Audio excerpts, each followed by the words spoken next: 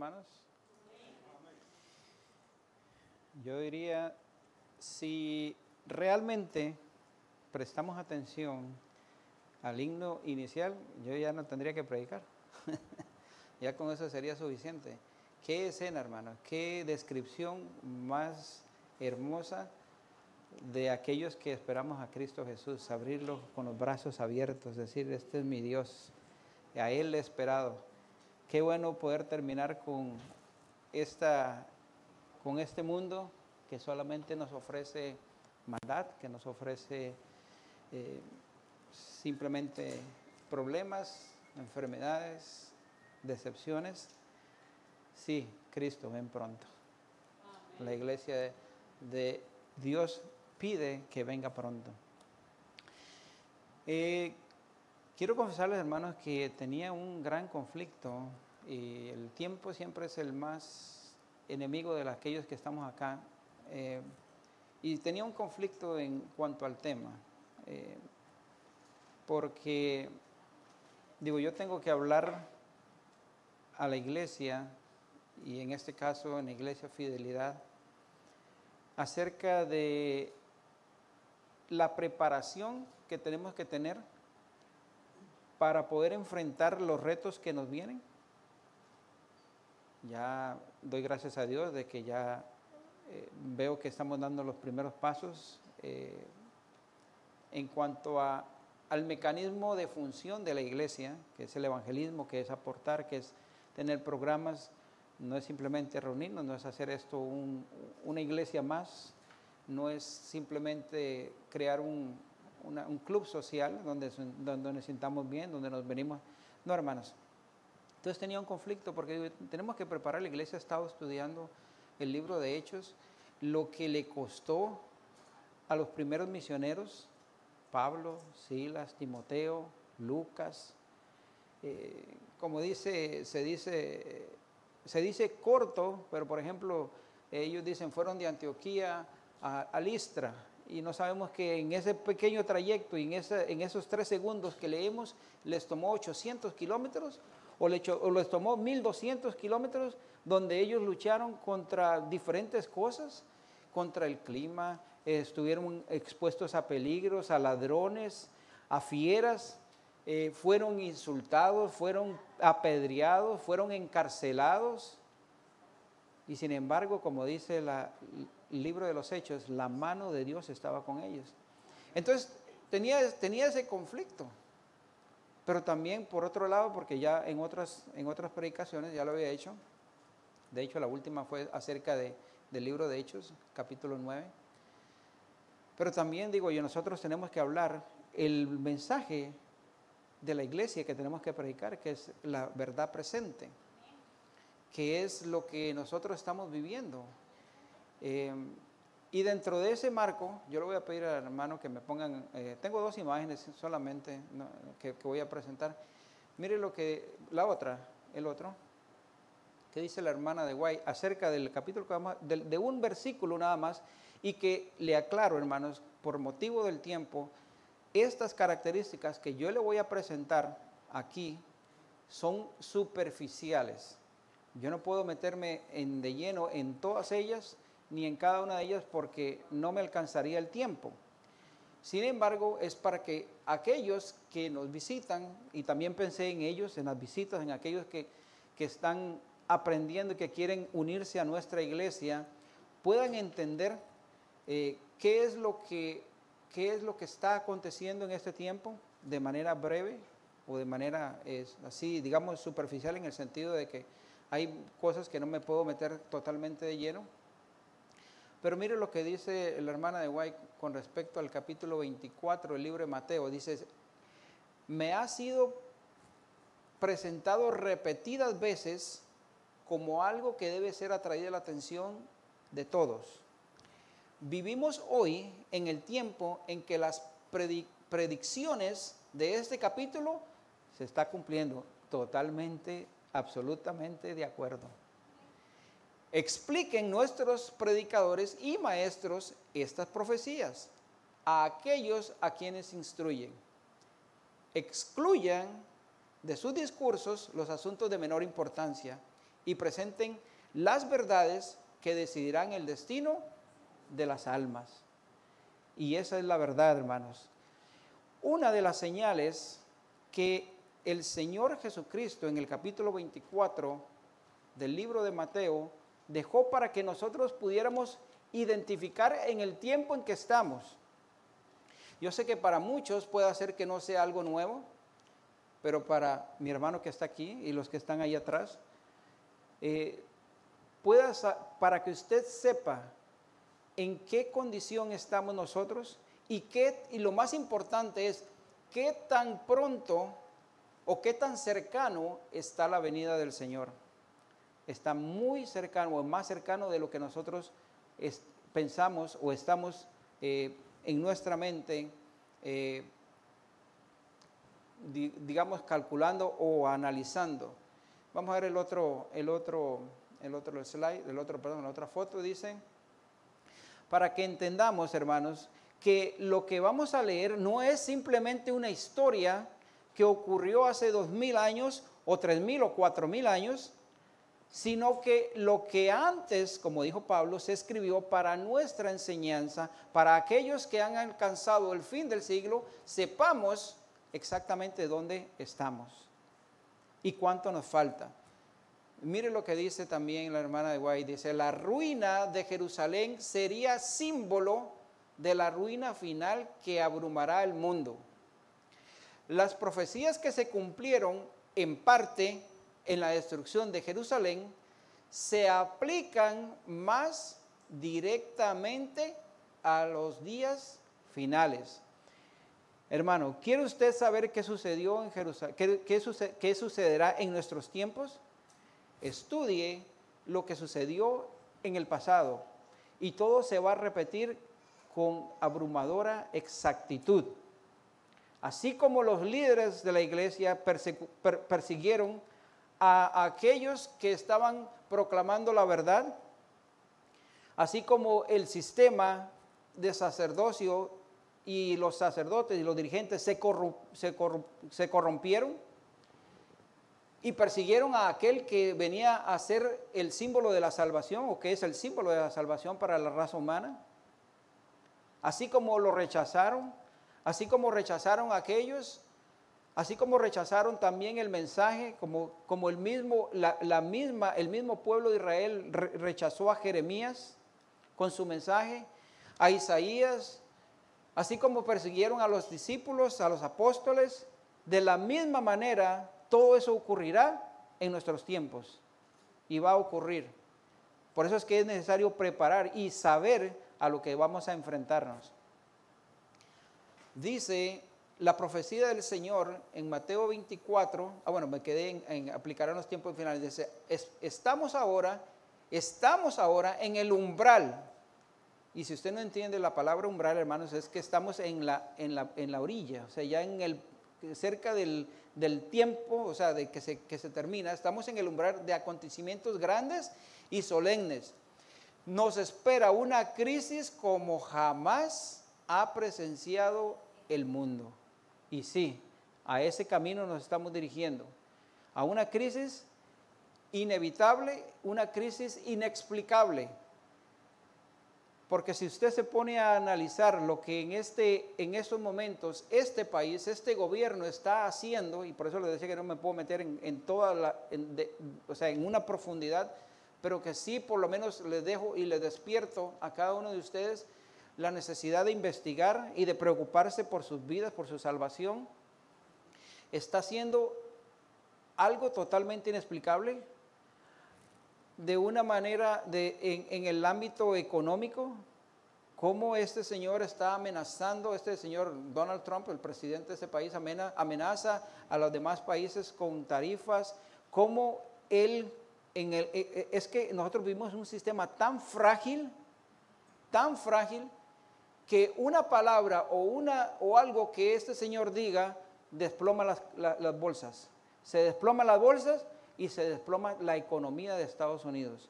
Se desploma la economía de Estados Unidos y se termina de desplomar la economía de todos los países, porque vivimos en una era global, donde, como decía alguien, cuando Estados Unidos estornuda, el resto del mundo se enferma.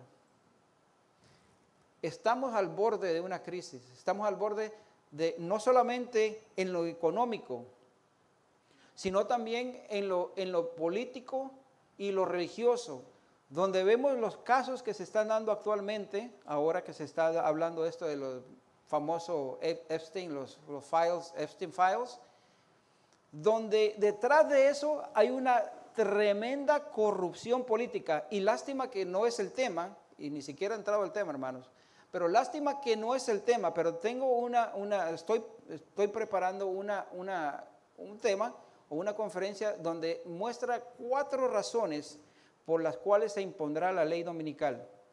Y déjeme adelantarle solo una: la corrupción política. La corrupción política es una de las razones por las cuales este país va a imponer la ley dominical. Estamos muy cerca, hermanos. Estamos más cerca de lo que nosotros pensamos. Cómo este señor está literalmente apoderándose del poder judicial, donde se están quebrantando los derechos de las personas, literalmente. ¿Qué dijo ahora esta, se me olvida el nombre de esta, Christie, creo que es Christie Noem?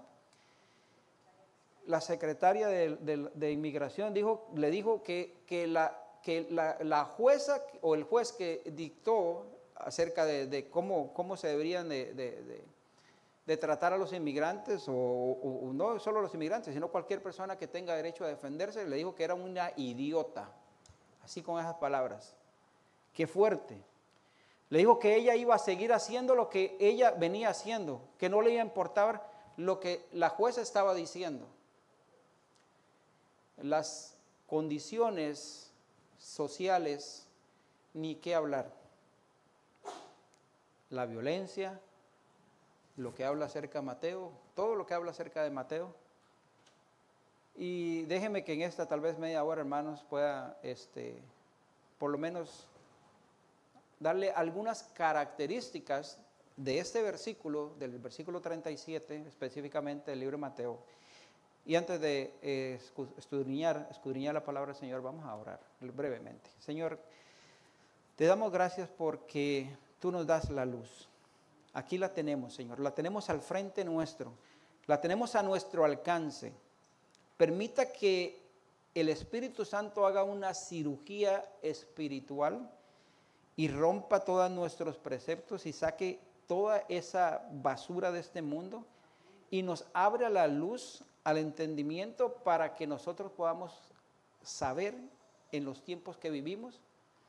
Especialmente, Señor, oro por aquellos que nunca han escuchado de estas cosas, nuestros amigos, nuestras visitas, o aquellos que están empezando a caminar contigo, como Clarisa, como Laurita y como muchos otros. Permite, Señor, que esto sea de bendición para ellos y de preparación para toda la iglesia. Y aquellos, Señor, que hemos alcanzado el fin del tiempo, aquellos que ya tenemos un transcurso, un trayecto en nuestro caminar contigo, sea de 5, 10, 15, 20 o 30 años, que esto sea de recordatorio para nosotros, Señor, para saber que tú estás pronto, porque tu venida está pronto y que tú vendrás, Señor, con poder y con gloria, así como decía el himno. En el nombre de Jesús lo pedimos. Amén. El versículo 37 dice, Mateo 24, mas como en los días de Noé, así será la venida del Hijo del Hombre. Déjeme terminar de leer esta cita que no la terminé de leer. Dice, la profecía del Señor, Mateo 24, entrañaba un doble significado. Al par que anunciaba la ruina de Jerusalén, presagiaba también los horrores del gran día final. Así también los discípulos de Cristo fueron advertidos acerca de la destrucción de Jerusalén. Los que se fijaron en la señal de la ruina inminente huyeron de la ciudad, escaparon de la destrucción.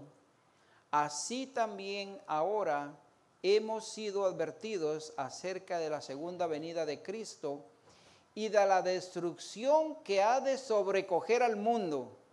los que presten atención a esta advertencia se salvarán. Y yo no sé usted, hermanos, pero nosotros en familia no solamente nos estamos preparando espiritualmente, sino también de una manera global. Este país va a ser el peor lugar del mundo donde estar. Aquí usted no se va a poder esconder. Difícilmente se va a poder esconder. Y aquellos que miren la señal y sepan el tiempo de huir, lo harán. Y no me refiero, hermanos, a huir simplemente por cobardía, porque tenemos que hacer la obra. Y tenemos que saber que va a acarrear consecuencias. Y que si tenemos que morir, óigame hermanos, si tenemos que morir, porque esto es serio, si tenemos que morir haciendo la obra, lo tendremos que hacer. Y que Dios nos dé las fuerzas para poder hacerlo. Porque hoy, a como estamos nosotros, con esta comodidad, con esta tranquilidad, sin apresurarnos en nuestras vidas, sin poner a Cristo de primer lugar en nuestras vidas, no estaremos preparados para cuando el Señor demande de nosotros el servicio que Él quiere para dar su mensaje final, para dar el pregón final. Esto es serio, hermanos. Y deberíamos de tomarlo de tal manera, porque habrá que dejar cosas. Y no estoy hablando solamente de ver televisión, y no solamente estoy hablando de oír música. Inclusive, como se dijo ahora temprano, aquel que no deje a padre y a madre por causa de mí no es digno de mí. Habrá que dejar hijos, probablemente, habrá que dejar esposas, habrá que dejar casas. ¿Qué el Señor nos va a demandar a nosotros? ¿Estamos preparados? ¿Estamos dispuestos para entregarle a Él lo que supuestamente nosotros decimos que es el Señor? ¿Es el Señor de nuestra vida? Un siervo no tiene capacidad de darle órdenes al Señor. Él solo y simplemente las sigue y las ejecuta. Y eso es otro tema, hermanos.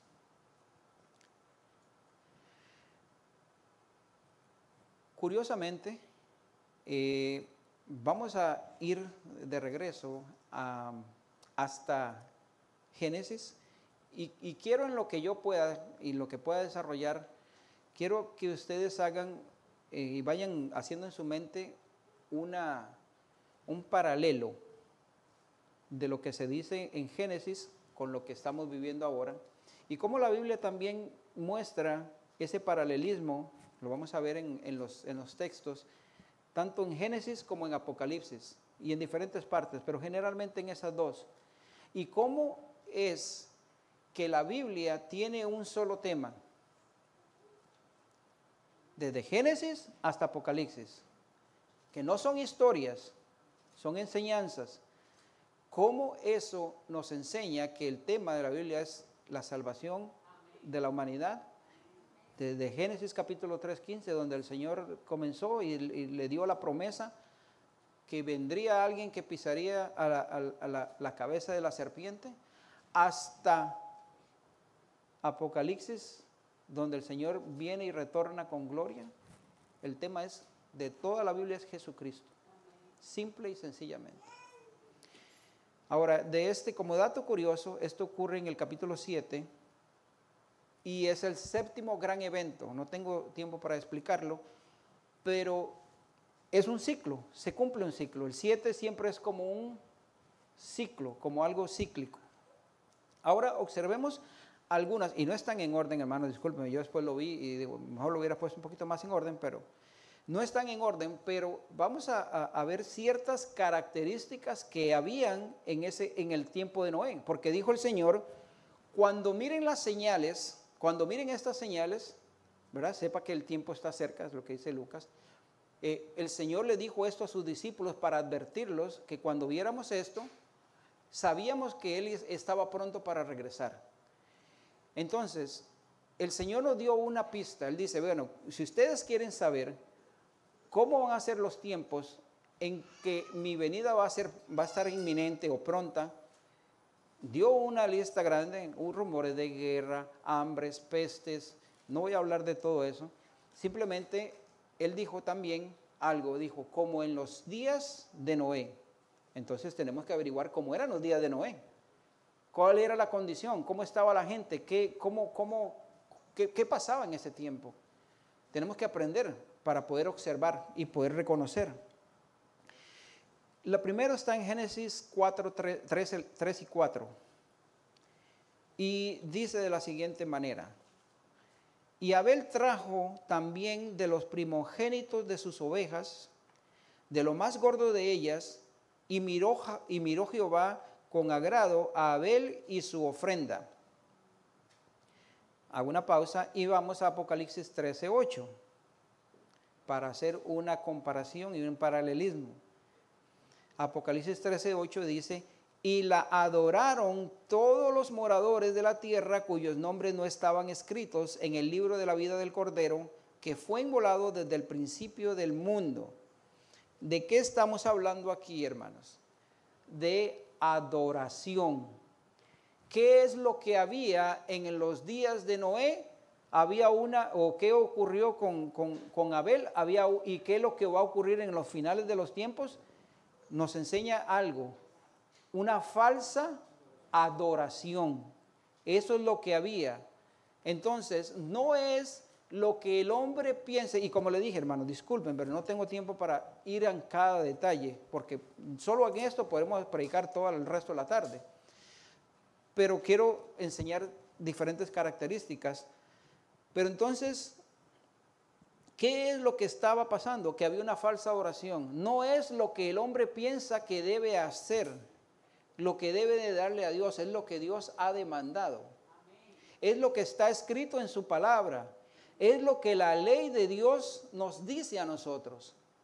El Señor dijo, o el Señor me imagino que le debe haber instruido a Abel y a Caín, que la ofrenda agradable era un cordero, porque desde la fundación del mundo, ya lo acabamos de leer, ¿verdad? En Apocalipsis. ¿Y qué es lo que ocurre y ocurrirá en nuestros tiempos? ¿Qué es la falsa adoración en nuestros tiempos? La falsa adoración es la observancia del sábado. Por eso van a venir la persecución, por eso van a venir las leyes que van a perseguir a aquellos que guarden el sábado sobre ellos. Entonces, al final del tiempo, la adoración en este mundo se va a definir solamente, o más bien, se va a separar en solamente dos grupos. Aquellos que sigan la ley de Dios, sus mandamientos, y aquellos que no la sigan y adoren a la bestia y esa imagen que se va a levantar, que en realidad se está haciendo y se está fortaleciendo, que es la observancia del domingo. Ahí está la adoración. En Apocalipsis 14:6, ¿verdad? Habla acerca de todo esto. Pero quiero decirles que va a ser la división en esta humanidad. Eso va a ser la diferencia entre quienes realmente adoran a Dios y quienes no la adoran. Quienes no la adoran. Esa es la falsa adoración. Venía hablando con mi esposa algo que me puso un poco en conflicto conmigo mismo también y con algo que yo estaba analizando. Aquí yo tengo muchas cosas, hermanas. No lo voy a poder decir. Aquí tengo el capítulo 7, que por cierto, qué casualidad que es el capítulo 7, que habla acerca de Noé, ¿verdad? Tengo muchas cosas, hermanos. Lástima que esto sería para un seminario de toda una tarde, como mínimo. Pero mire lo que este país estuvo construyendo por mucho tiempo, y esto es parte de otro punto, pero déjenme decirle antes de que se me vaya el tiempo, porque pienso que es importante. Este país estuvo construyendo durante mucho tiempo una oposición en contra, y lo sigue haciendo, y no es que, y sobre todo la administración de este país en años pasados, estuvo construyendo una opresión en contra y una persecución en contra de la iglesia y de los valores cristianos. Ustedes saben que se sacó de la iglesia, perdón, se sacó de las escuelas la oración, que se sacó, se quitaron muchas cosas. Hay un libro que escribió imagínense, este señor ni siquiera es cristiano, él es un reportero de la Fox. Tiene un libro que se llama Godless America, o sea, como es Dios sin América. Y cómo el gobierno ha ido infringiendo, sacando a Dios de la escena de este país. Pero, ¿por qué me viene el conflicto? Porque ahora este gobierno está haciendo totalmente lo contrario y lo opuesto. Ahora está queriendo apoyar. ¿Por qué le digo esto? Porque hay una parte del apoyo de este presidente que es cristiana, evangélica, y que él está comprometido con esta gente. Por eso es que ahora él quitó lo de los gays, lesbianas y todo esto, ¿verdad? Lo del aborto. Le decía a mi esposa, creo, no me crean esto, me parece que también él restableció la oración en las iglesias, en las escuelas otra vez. Entonces está como queriendo agraciarse con los valores cristianos y con todo esto, pero ¿para qué? Hay una parte que nosotros conocemos y sabemos que hay que haber una separación entre la iglesia y el Estado, pero se están uniendo nuevamente. Entonces, y esto tiene que ver con, ¿por qué les digo esto? Porque esto tiene que ver con la falsa adoración. Ese es el camino, o sea, como le digo, lástima, hermanos, pero es el camino donde nosotros vemos que hay legislaciones, que hay proyectos, 2025, ya se ha hablado de eso, donde se dirigen hacia ese fin. Y está pasando frente de nuestros ojos. Y tenemos que abrir nuestra mirada, nuestra inteligencia para saber que estas cosas están sucediendo. Y que no podemos quedarnos ni callados, ni dormidos, ni sentados, sino que tenemos que actuar. En nuestras vidas, en la iglesia, tenemos que seguir adelante. Otra de las características, hermano, es esta que me parece muy bonita y que aplica directamente a cada uno de nosotros, es que Noé era considerado como un pregonero de justicia, dice. Dice Génesis 6:18, mas estableceré mi pacto y entrarás en el arca tú, tus hijos, tu mujer y las mujeres de tus hijos. Dice que va a ser un pacto. ¿Quién era Noé? Noé se consideraba, como digo, un hombre, un pregonero de justicia. De hecho, su nombre es Misericordia de Dios. ¿Y qué tiene que ver con nosotros? Nosotros somos ese Noé que tiene que predicar en los tiempos. Tenemos que ser un pregonero de justicia. No importa que se nos venga encima el mundo. No importa, dice, como aquí lo puedo leer, hermano, aquí tengo muchas cosas que dice acerca de Noé. Él dice que la gente se burlaba de él, hacía mofa. Venían los sabidos de la época y decían que como no había llovido y lo que estaba predicando Noé era algo que nunca había sucedido. Así de la misma manera nosotros tenemos un mensaje que la gente puede decir, no, eso es mentira, eso son fábulas, eso es cómo va a ser que se va a establecer una ley dominical y no, eso, y a veces ni siquiera ni nosotros mismos lo creemos. Pero dice el Señor no retarda su promesa como algunos la tienen por tardanza. Hay un tiempo establecido. Mire, cuando estudiamos la lección de esta semana, le decía, hablando del comienzo difícil, decía, hay un comienzo difícil. Cuando Dios le dio la misión a Moisés, así como nos la da a nosotros, puede ser que tengamos un comienzo difícil. Y podríamos haber pensado, bueno, ya Moisés tenía todo ya tenía el apoyo de Dios, Dios le había dado la misión, ya se había presentado en el concilio con los ancianos, con el pueblo de Israel, y vamos a ganar aquí, vamos con poder. Y lo primero que pasó fue una oposición. Pues decía yo con mi esposa, bueno, Moisés, y así pensamos nosotros, ¿verdad? ¿Por qué Dios pudo haber hecho desde el primer día? ¡Pum! Eliminar al faraón. ¡Pum! Problema acabado, vámonos.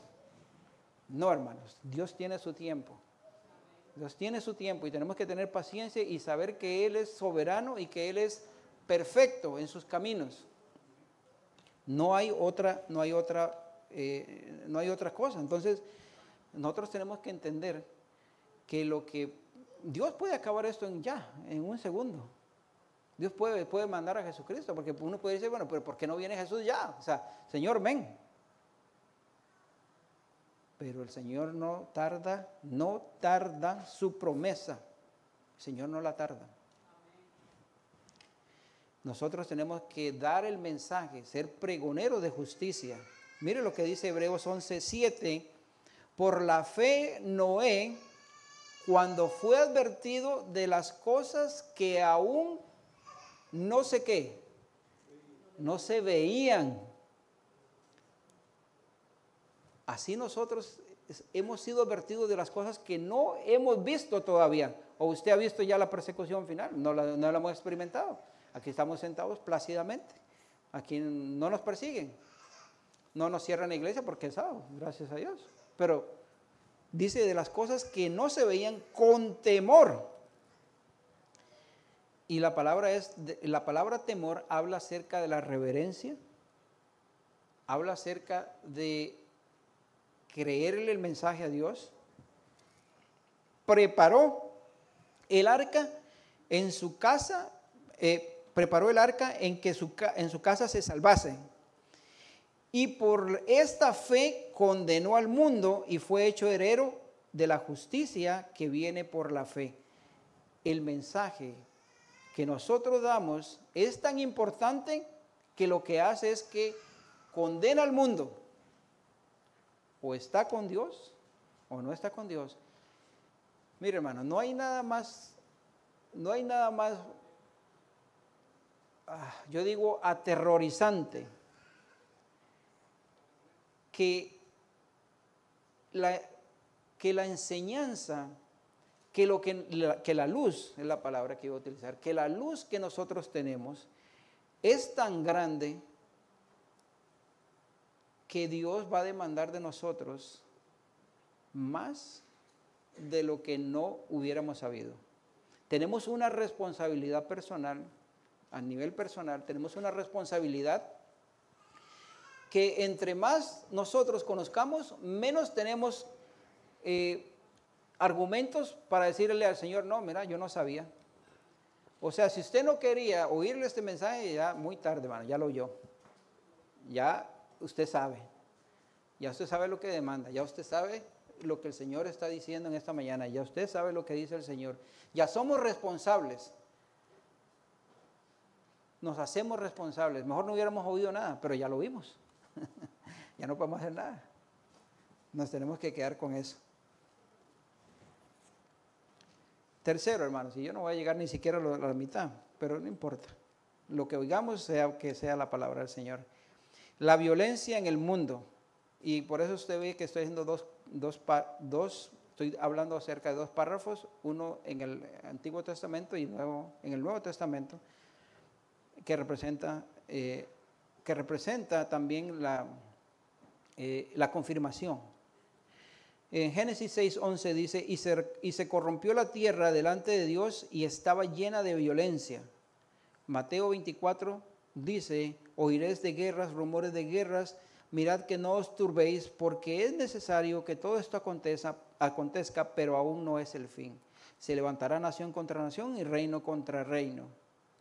Y también algo que esta violencia, que es lo que más me preocupa y quiero resaltar en un corto tiempo, es que por haberse multiplicado la maldad, el amor de muchos se enfriará. Eso es lo que yo no quiero resaltar todos los eventos, todas las catástrofes naturales y todo lo que más o menos conocemos, pero sí recalcar en que toda esta violencia, que toda esta maldad, que toda esta impiedad tiene también y afecta a la iglesia, porque por haberse multiplicado la maldad, el amor de muchos se enfriará.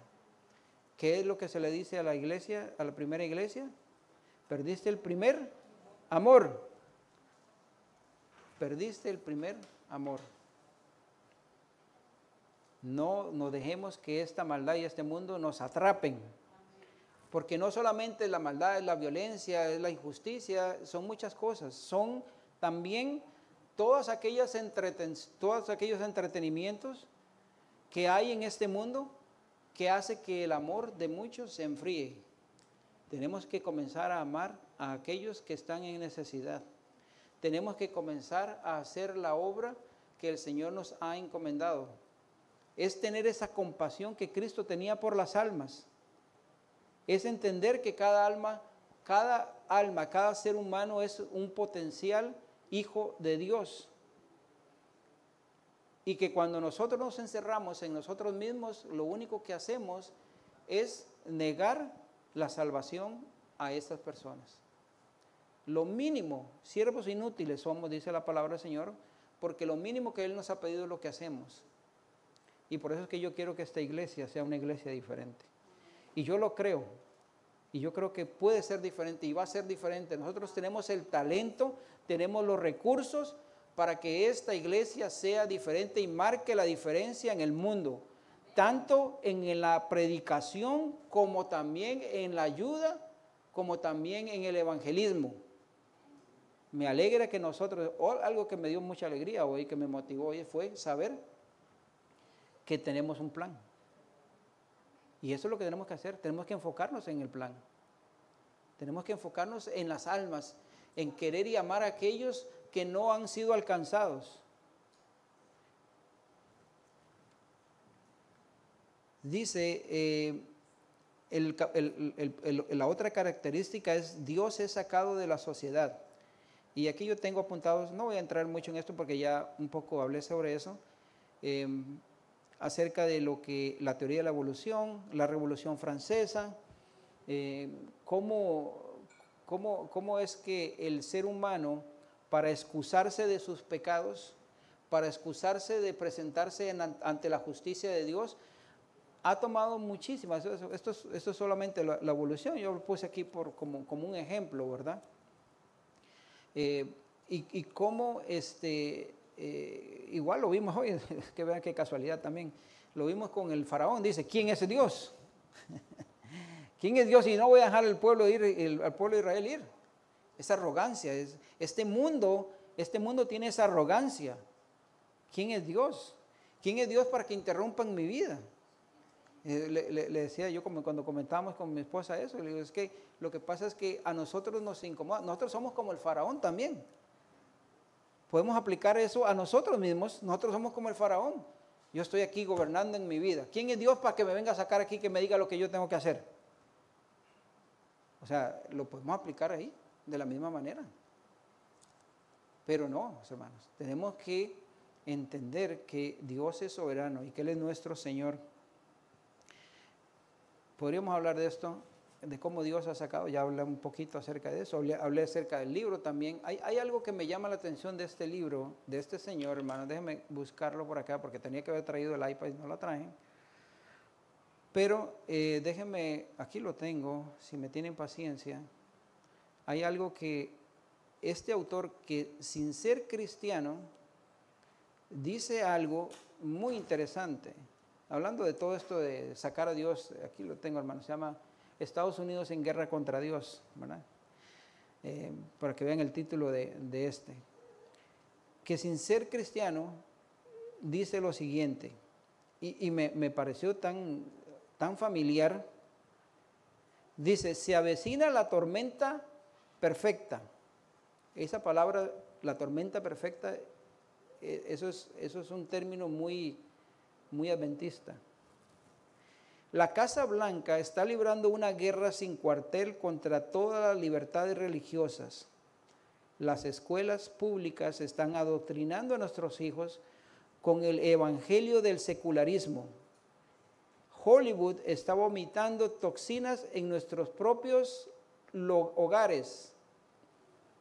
El enfoque de la sociedad es una mezcla de sexo, violencia e inmundicia. La familia estadounidense está en ruinas. Lo que una vez era malo, ahora es bueno, y lo que una vez es bueno, ahora es malo. Y aunque parezca escalofriante, algunas de estas cosas ya están sucediendo. Lo más terrible es que están librando una guerra contra el Dios creador en el escenario público. Y ahí sigue, hermano. No voy a seguir porque me pareció tan interesante ese comentario de una persona no creyente, de un periodista de la Fox. Yo pienso que debe tener algún trasfondo cristiano por lo que está escribiendo, pero no lo dice en su libro. Y es lo mismo, y se lo digo a aquellos amigos, hermanos, como se lo digo, como decía la lección de hoy, luchar contra Dios es el peor negocio que podemos hacer. Lo tenemos perdido. Lo tenemos perdido. No luche contra Dios.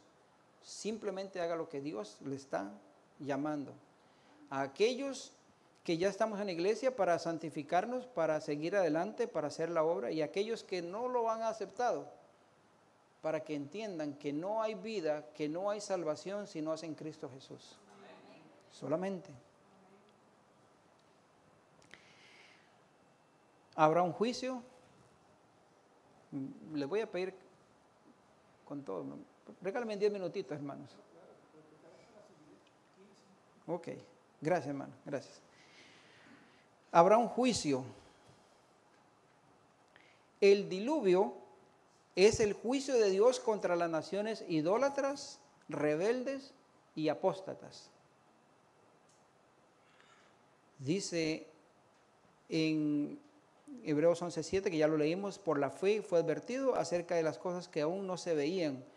Eso y el mensaje de Noé fue juicio para todas aquellas personas que lo escucharon y lo rechazaron. Dice lo que nosotros conocemos, Apocalipsis 14:6, vi volar por medio del cielo a otro ángel que tenía el evangelio eterno para ser predicado a los moradores de toda la tierra, o toda nación, tribu, lengua y pueblo, diciendo a gran voz: temed y dale gloria, porque la hora de su juicio ha llegado, y adorad a aquel que hizo el cielo, la tierra, el mar y las fuentes de las aguas. Así como en los días de Noé, estamos acordando, no nos desviemos, estamos estudiando, como en los días de Noé, hubo un juicio. Y como Pedro también habla en su segunda carta, en el capítulo 3, acerca de que así como el mundo antiguo fue anegado por agua, el Señor ahora tiene reservados no agua, sino que tiene fuego.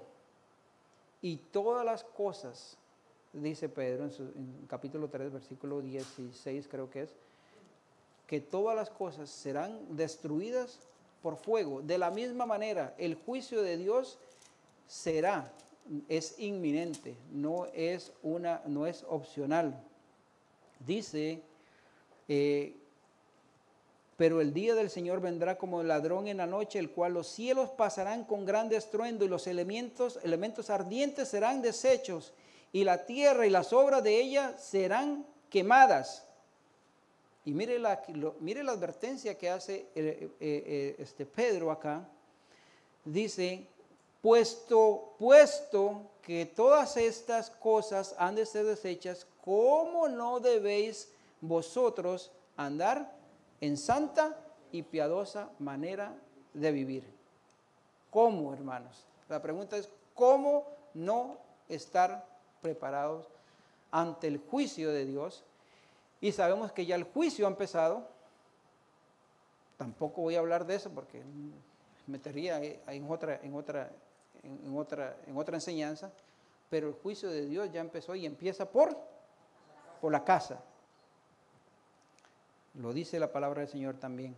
Así que así como en el tiempo de Noé, el Señor hizo justicia a través del diluvio, de la misma manera lo hará el juicio contra todas aquellas personas que le hayan rechazado y que le hayan negado.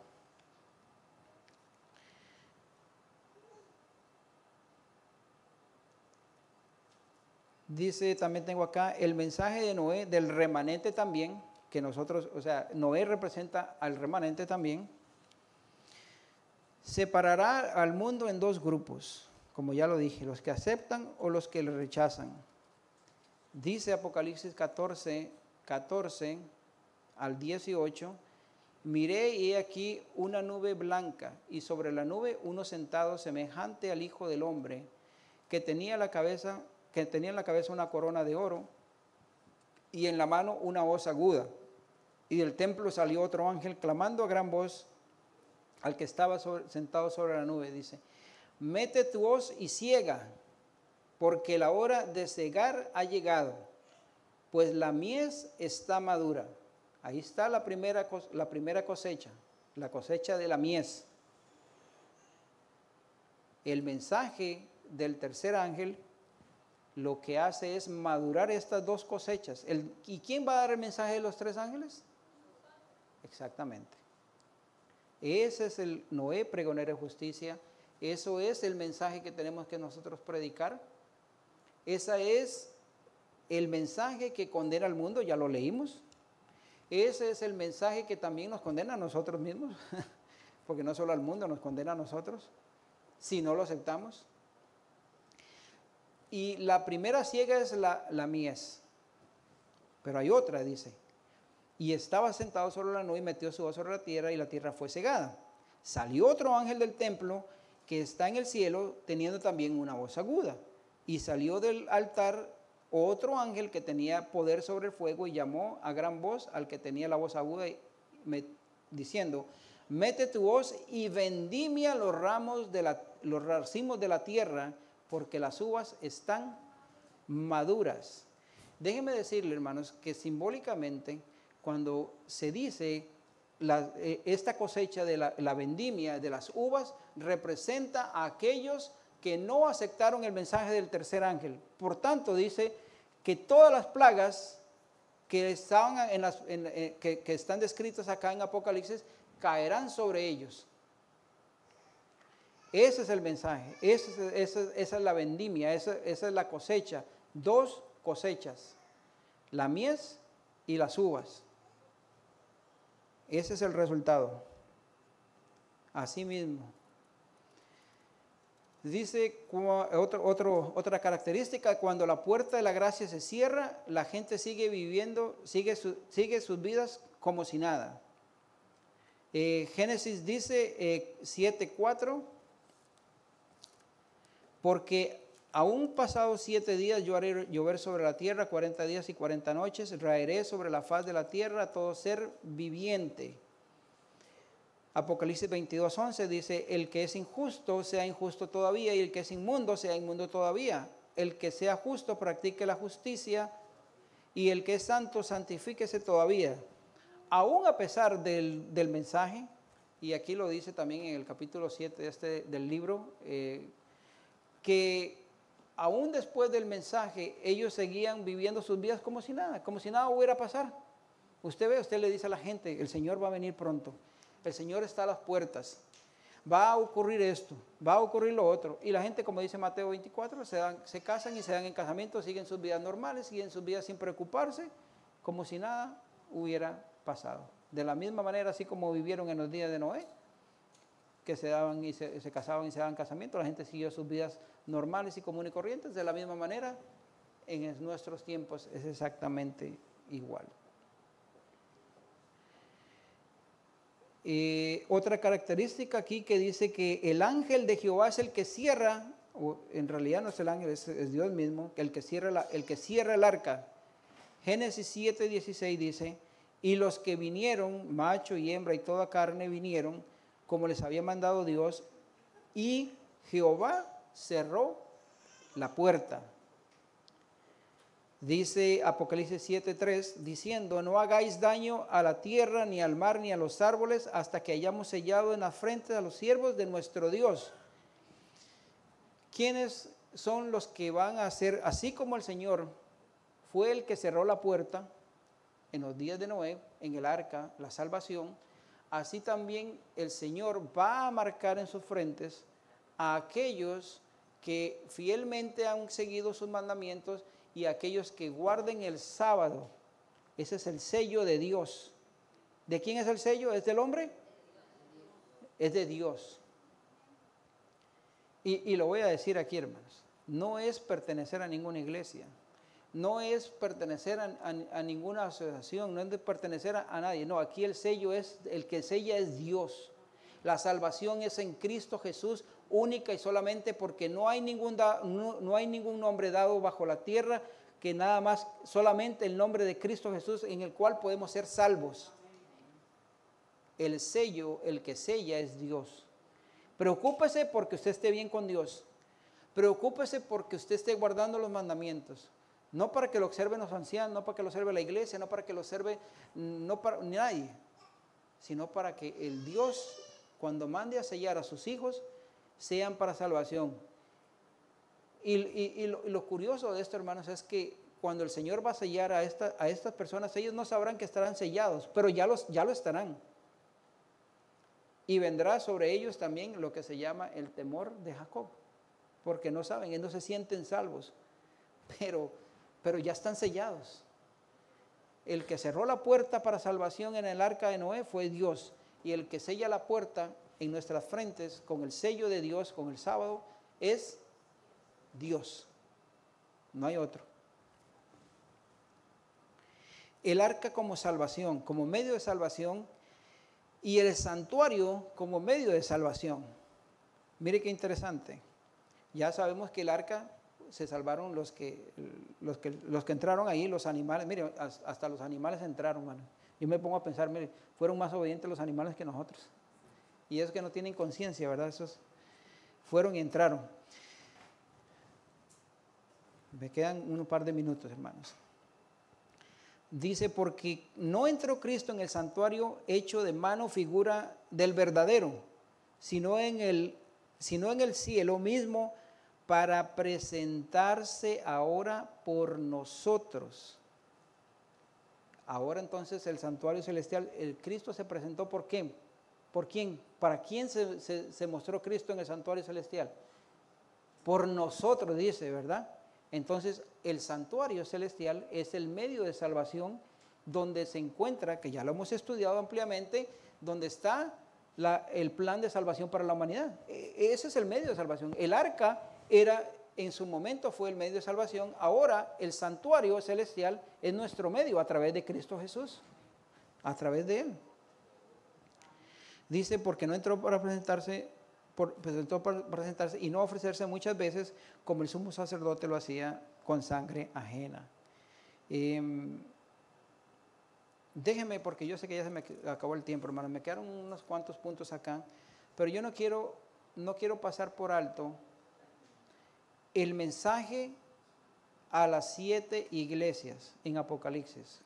Y con esto yo cierro, hermanos. Lo voy a ir leyendo y tómelo como una promesa también. Y preste atención a algo que se repite aquí. Y yo espero que al final de que yo termine de leer esto, usted me pueda decir cuál fue la palabra que usted escuchó que se repite. Apocalipsis 2:7. El que tiene oído, oiga lo que dice el Espíritu dice a las iglesias. Al que venciere, le daré comer el árbol de la vida, el cual está en medio del paraíso. Uf, qué belleza, hermanos. Nos va a dar de comer del árbol de la vida. Apocalipsis 2:10. No temas en nada de lo que vas a padecer. No temas de nada de lo que vas a padecer. He aquí, el diablo echará a algunos de vosotros a la cárcel para que seáis probados y tendréis tribulación por 10 días. Sé fiel hasta la muerte y yo te daré la corona de vida. Apocalipsis 2:17, el que tiene oído, oiga lo que dice el Espíritu, a las iglesias. Al que venciere, daré de comer el maná escondido y le daré la piedrecita blanca, y en la piedrecita escrita un nuevo nombre, el cual ninguno conoce sino el que la recibe. Apocalipsis 2:26 y 27, al que venciere y guardare mis obras hasta el fin, yo le daré autoridad sobre las naciones, y las regirá con vara de hierro, y serán quebrantadas como vaso de alfarero, como yo también las he recibido de mi Padre. Apocalipsis 3:5, al que venciere será vestido de vestiduras blancas y no borraré su nombre del libro de la vida y confesaré su nombre delante de mi Padre y de los ángeles. Apocalipsis 3:12, al que venciere yo le haré columna en el templo de mi Dios y nunca más saldrá de allí. Escribiré sobre él el nombre de mi Dios y el nombre de la ciudad de mi Dios, la nueva Jerusalén, la cual desciende del cielo de mi Dios, y mi nombre nuevo. ¿Cuál palabra se repitió ahí, hermanos? Al que venciere. Ese es el reto de hoy, hermanos. Ese es el llamado de hoy, al que venciere. Al que venciere. Y déjeme, y le termino con este versículo, hermanos, que yo sé que es uno de los favoritos de mi esposa. Y debería ser el favorito de nosotros. Y dice la hermana de White que esta es, que nosotros tenemos que aplicar este versículo. Ella no lo dice literalmente en pero lo que voy a leer ya ustedes se darán cuenta, que es lo que nos hace a nosotros enfocarnos en lo que nos falta del camino para poder llegar y alcanzar la victoria. Dice Apocalipsis 21, vi en el cielo nuevo y una nueva tierra, porque el primer cielo y la primera tierra pasaron. El mar ya no existía más. Yo, Juan, vi la ciudad, la nueva Jerusalén, descender del cielo dispuesta como una esposa ataviada para su marido. Y oí una gran voz del cielo que decía, he aquí el tabernáculo de Dios con los hombres, y Él morará con ellos, y ellos serán su pueblo. Y Dios mismo estará como su Dios.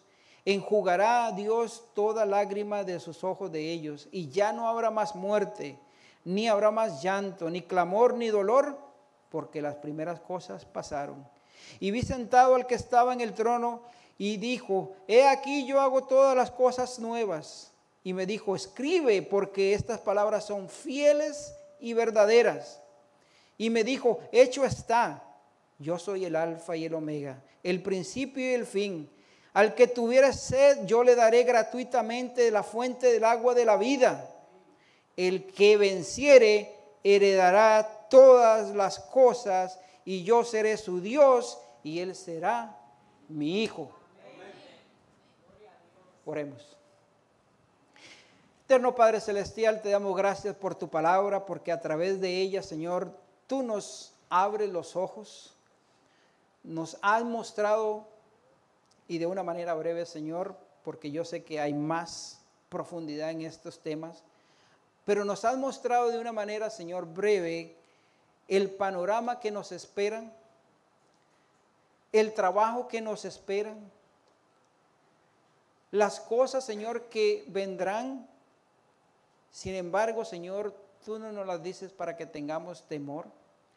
No las dices para que nosotros nos atemoricemos, ni caigamos, Señor, en la desesperación, ni para poner, Señor, incredulidad en nuestros corazones, sino más bien lo haces, Señor, para que estemos preparados, para saber que tú estás con nosotros todos los días del mundo hasta el fin, para saber que tú gobiernas con autoridad, para darnos a entender, Señor, que tú eres soberano en esta tierra, que nada, Señor, pasará si no es por tu voluntad, porque tú dices que conoces cada uno de nuestros cabellos, y que conoces cada una de nuestras necesidades. Y si somos fieles, Señor, tú nos guardarás. Y aun si la muerte nos tocare, la mayor esperanza es que tú nos resucitarás juntamente en tu venida. Así como lo vimos, Señor, y lo escuchamos en el himno, con los brazos abiertos queremos esperarte. Señor, permite que nuestra fe no falte. Permite, Señor, no permita, Señor, que el entretenimiento de este mundo nos ciegue nuestros ojos. Que la frialdad de este mundo no haga frío nuestros corazones. Sino que permita, Señor, que el amor de Cristo nos constriña. Permita, Señor, que el amor de Cristo sea el que gobierne nuestra mente, nuestros caminos. Te damos gracias, Señor, porque no merecemos nada. Sin embargo, tú nos has escogido como tus hijos. Tú nos has escogido como ese pregonero de justicia que este mundo necesita para conocer la verdad. Ayúdanos, Señor, y danos fuerza, danos valor. Danos, Señor, ese coraje que necesitamos para vivir en estos tiempos. Te doy gracias, Señor, por esta iglesia. Te doy gracias, Señor, por el mensaje. Te doy gracias por el Espíritu Santo que ha estado en medio nuestro. Y te doy gracias por Jesucristo, nuestro Salvador y Señor. En el nombre del Señor. Amén y amén. También, Señor, te pido por los alimentos que han sido preparados, que sean de provecho para nuestro cuerpo. Gracias, Señor, te damos por ellos, porque el fruto de la tierra aún obedece tu mandato. Te damos gracias, Señor, porque tu misericordia no se ha cortado y podemos, Señor, disfrutar de esos alimentos. Gracias, Padre, por todo lo que nos das sin merecerlo. En el nombre de Jesús. Amén.